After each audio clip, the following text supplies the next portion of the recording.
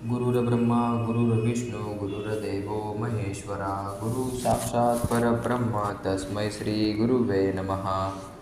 माझे सद्गुरू श्री चंद्रशेखर प्रभू यांचे अनमोल विचार मी तुमच्यासमोर मांडित आहे. कृपया तुम्ही लक्ष देऊन ऐकावे.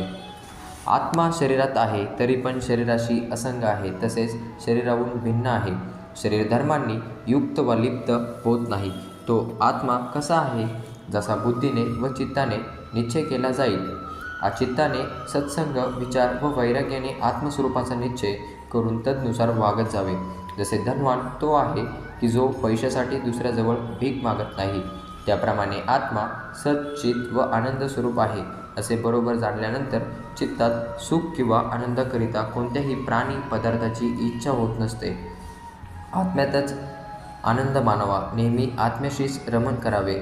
ज्याला आत्मस्वरूपाचे खरे खरे ज्ञान होते तो सुखाकरिता तुच्छ अशा विषयभोगात रमत नसतो. तो नेहमी आत्माराम असतो. भोग इच्छांना सोडल्याशिवाय कोणीही कधीही आत्माराम होऊ शकत नाही.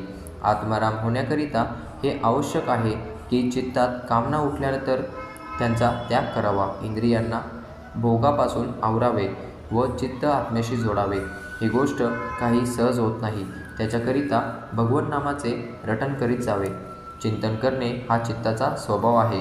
चित्त एकतर भोगाचे चिंतन करते किंवा परमात्म्याचे चिंतन करते. दोहोंपैकी काहीतरी एक करील. त्याकरिता त्याला सतत परमात्म्याच्या चिंतनात लावावे. हाच चित्तशांती व भोग त्यागाचा सफळ उपाय आहे. याबरोबर सत्संग पण करीत जावा. शरीरात 3 भाग आहेत, शरीर, चित्त व आत्मा. चित्त इच्छा करते शरीराकरिता, स्वतःकरिता व आत्म्याकरिता, परंतु नाव घेते आत्म्याचे. जसे मंदिरात असलेली देवाची मूर्ती काही खात पण नाही व पीत पण नाही, परंतु पुजारी म्हणतो भगवान उपाशी आहेत, भगवानांना नैवेद्य दाखवायचा आहे. पुजारी सर्व खाण्याचे पदार्थ देवासमोर ठेवतो व नंतर घेऊन जाऊन स्वतःच ते खातात. त्याप्रमाणे या शरीरात आत्मा देवाच्या मूर्तीप्रमाणे आहे व चित्त मुख्य पुजारी आहे व शरीर मंदिर आहे. आत्मा काही खात नाही व पीत नाही व भोगतही नाही. मंदिरातल्या अचल मूर्तीप्रमाणे तो राहत असतो. त्याचे नाव घेऊन चित्त साऱ्या भोगाची इच्छा करते, मिळविते व भोगते. मात्र आत्मा नित्य, मुक्त, अविनाशी व अविकारी आहे. परंतु चित्त आत्म्याचे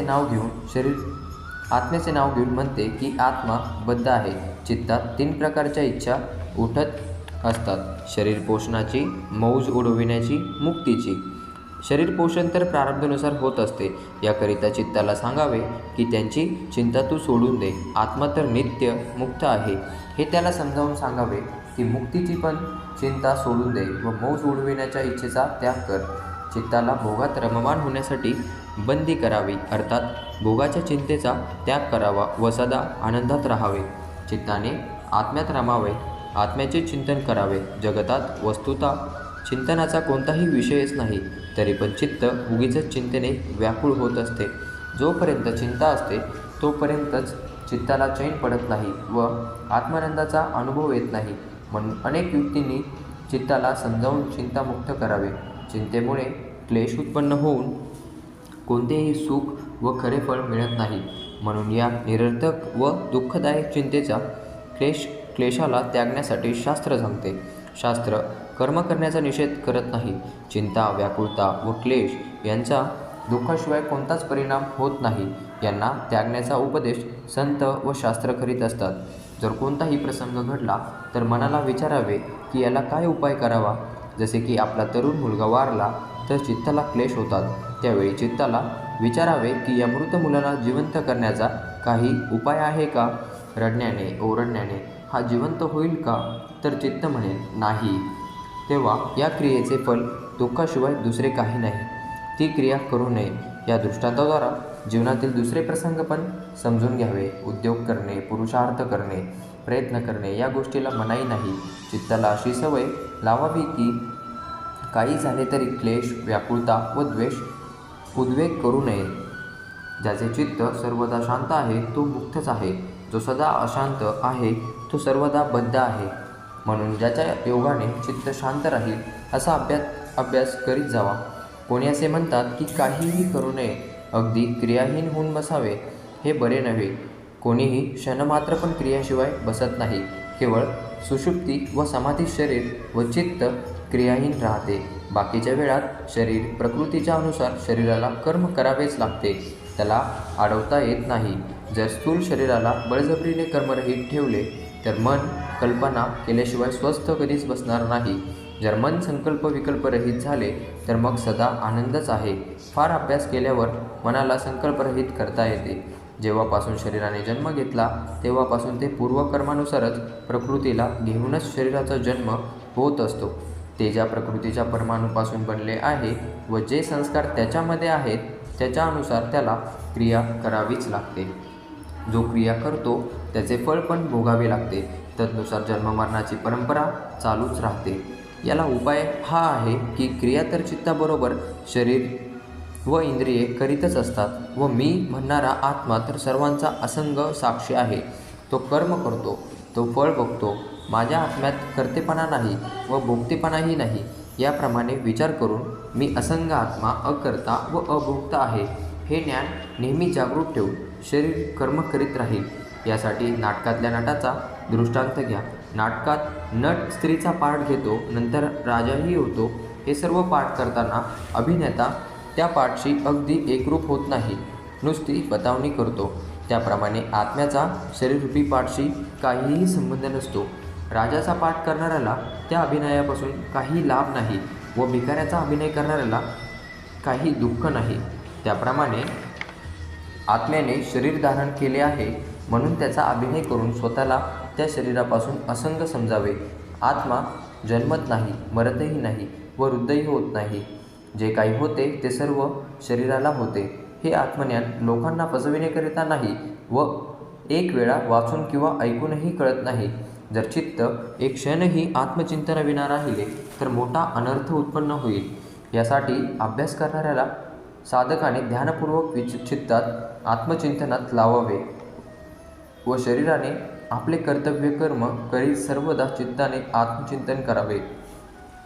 आत्मचिंतनात साधक जर आळस करील तेच त्याचे पतन आहे.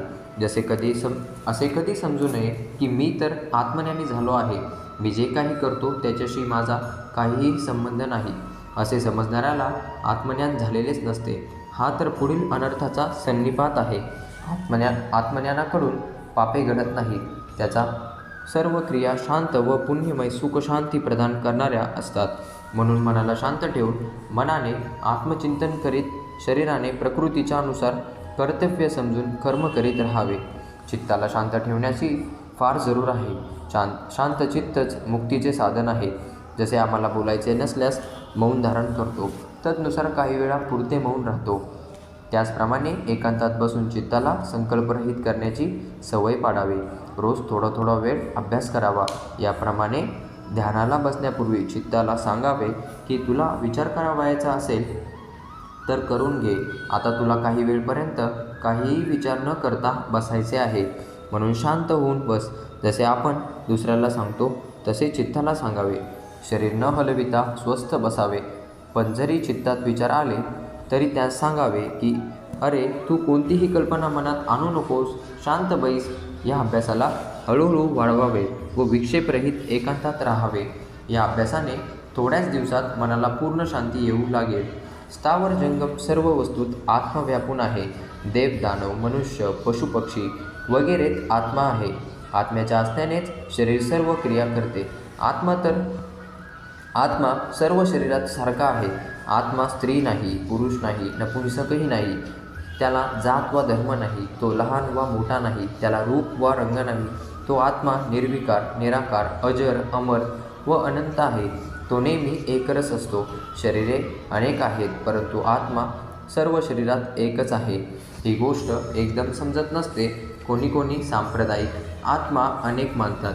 आत्मा हा जन्म मरण विकाररहित व विनाशरहित आहे. इतकी गोष्ट तर समजते ना. याचा व तो शरीराहून भिन्न असा आत्मा मीच आहे. या दोन्ही गोष्टींचा निश्चय करावा.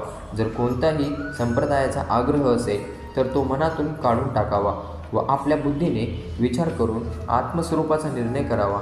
जन्म, जरा, मृत्यू व सर्व विकाररहित आत्मा असंग आहे व तो आत्मा मी आहे. इतका निश्चय झाल्यावर तो आत्मा सर्व शरीरात एकच आहे अनेक नाही, त्याला अभ्यासाद्वारा समजून अभ्यासात घाई करू नये. आत्म्याचा ज्या स्वरूपाचा निश्चय होईल तदनुसार वासना त्याग करीत जावा, इच्छारहित होत जावे व कोणाबरोबर वादविवाद करू नये. आपला आत्मा कसा आहे, ज्याच्या बुद्धीत जसा निश्चय होईल तसा आहे. जन्म जरा मरण, विकाररहित व विनाशरहित मी असंग आत्मा आहे, हे चिंतन व मनन वारंवार करीत जावे व आत्मस्वरूप होऊन राहावे.